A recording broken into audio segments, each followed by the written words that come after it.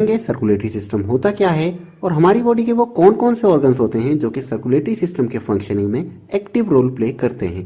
तो चलिए वीडियो को स्टार्ट करते हैं। सबसे पहले बात करते हैं what is circulatory system. Circulatory system को हम कार्डियोवैस्कुलर सिस्टम भी बोलते हैं। कार्डियो मतलब हार्ट और वेस्कुलर मतलब हमारी ब्लड वेसल्स। हार्ट क्या करता है, ब्लड को पंप करता है और ब्लड वेसल्स उस ब्लड को कैरी करके हमारी बॉडी के डिफरेंट ऑर्गन्स तक और डिफरेंट ऑर्गन्स से हमारे हार्ट तक लेकर के आती हैं। और सर्कुलेशन का ये पूरा प्रोसेस इसी तरह चलता रहता है। अब आप सोच रहे होंगे कि ब्लड का सर्कुलेट होना हमारी बॉडी के लिए जरूरी क्यों है। तो ये इसलिए जरूरी है क्योंकि ब्लड ही ऑक्सीजन को ट्रांसपोर्ट करता है, न्यूट्रिएंट्स को ट्रांसपोर्ट करता है या न्यूट्रिएंट्स का जो वेस्ट होता है उन सबको ट्रांसपोर्ट करने में भी हेल्प करता है। इसलिए ब्लड सर्कुलेशन जरूरी है और ब्लड सर्कुलेशन तभी पॉसिबल है हमारी बॉडी के अंदर जबकि सर्कुलेटरी सिस्टम प्रॉपर वर्क कर रहा हो। अब सर्कुलेटरी सिस्टम के प्रॉपर फंक्शनिंग के लिए क्या जरूरी है, तो मैंने आपको बताया हार्ट और ब्लड वेसल्स। तो इस वीडियो में हम सिर्फ हार्ट के बारे में पढ़ेंगे, हार्ट की लोकेशन क्या है, उसका स्ट्रक्चर क्या है और वो कैसे फंक्शन करता है। इसके अलावा जो ब्लड वेसल्स हैं उसके बारे में हम इससे नेक्स्ट वीडियो में स्टडी करेंगे जिसका लिंक आपको आई बटन पर मिल जाएगा। तो चलिए डिटेल में पढ़ते हैं हम हार्ट को। हार्ट हमारे सर्कुलेटरी सिस्टम का प्राइम ऑर्गन होता है। हार्ट की लोकेशन क्या होती है, ये लोकेटेड होता है हमारे थोरेसिक कैविटी के सेंटर में।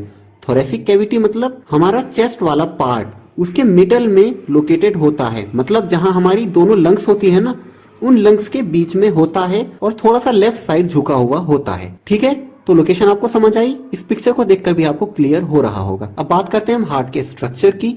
स्ट्रक्चर कैसा होता है हार्ट का। हार्ट एक मस्कुलर ऑर्गन है जो कि 3 लेयर से मिलकर के बना हुआ होता है। आउटर लेयर को बोलते हैं हम एपिकार्डियम, मिडल लेयर को बोलते हैं हम मायोकार्डियम और इनर लेयर को बोलते हैं हम एंडोकार्डियम। ये इंपॉर्टेंट है, इन बातों को आप ध्यान रखिएगा। इनके अलावा हमारे हार्ट में 4 चैम्बर्स होते हैं। उन चैम्बर्स के क्या क्या नाम है, right atrium, right ventricle, left atrium और लेफ्ट वेंट्रिकल। एक इंपॉर्टेंट बात, एट्रियम का साइज छोटा होता है और वेंट्रिकल का साइज बड़ा होता है। स्ट्रक्चर के बारे में एक और चीज आपको याद रखनी है, हमारे हार्ट में 4 वेल्व्स भी होती हैं।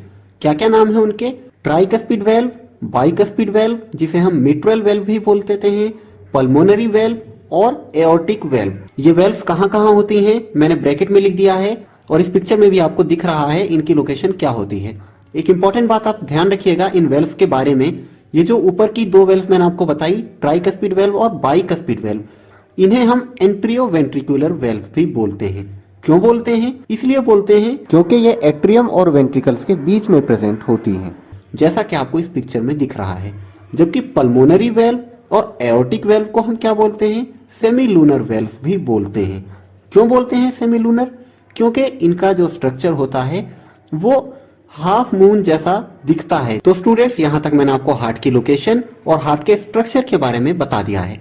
अब आगे बात करते हैं हम अपने मेन पॉइंट की, जो कि है हार्ट का फंक्शन। हार्ट के मेनली 4 फंक्शंस होते हैं। सबसे पहला और इंपॉर्टेंट फंक्शन जो है वो ये है कि हार्ट ब्लड को through out the body circulate करता है, जिसे हम सिस्टेमिक सर्कुलेशन भी बोलते हैं। सिस्टेमिक सर्कुलेशन में क्या होता है, हमारे हार्ट से प्योर ब्लड हमारी बॉडी तक पंप होकर के जाता है with the help of blood vessels. Second important function, heart क्या करता है, हमारी लंग्स तक इम्प्योर ब्लड को पंप करता है ताकि हमारी लंग्स इम्प्योर ब्लड को प्यूरिफाई कर सके, जिसे बोलते हैं हम पल्मोनरी सर्कुलेशन। तो दोनों में डिफरेंस आपको समझ आ रहा है, हार्ट प्योर ब्लड को भी और इम्प्योर ब्लड को भी सर्कुलेट करता है। अब आपने एक बात नोट करी, मैंने प्योर ब्लड और इम्प्योर ब्लड बोला, इसका क्या मतलब है।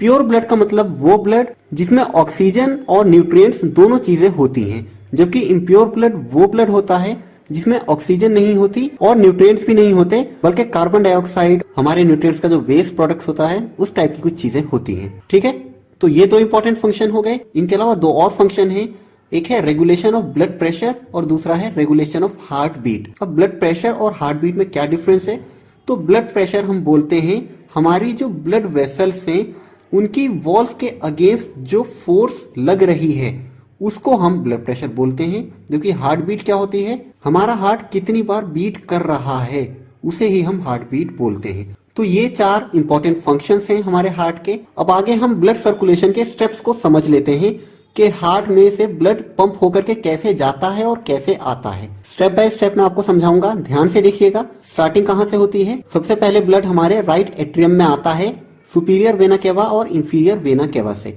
अब सुपीरियर वेना केवा और इंफीरियर वेना केवा क्या है? तो ये ब्लड वेसल्स हैं जिनके बारे में हम अगली वीडियो में पढ़ेंगे। फिलहाल आप इनका नाम ध्यान रखें कि यहाँ से हमारे राइट एट्रियम में इम्प्योर ब्लड आता है। अब ये इम्प्योर ब्लड आगे कहाँ जाता है? ये ट्राइकस्पिड वेल्व की हेल्प से हमारे राइट वेंट्रिकल में जाता है। राइट वेंट्रिकल से पल्मोनरी वेल्व की हेल्प से हमारे पल्मोनरी आर्टरी में जाता है। पल्मोनरी आर्टरी से हमारी लंग्स में पहुंचता है। ध्यान दीजिएगा, अभी तक ये ब्लड इम्प्योर है। अब लंग्स में पहुंचने के बाद क्या हुआ?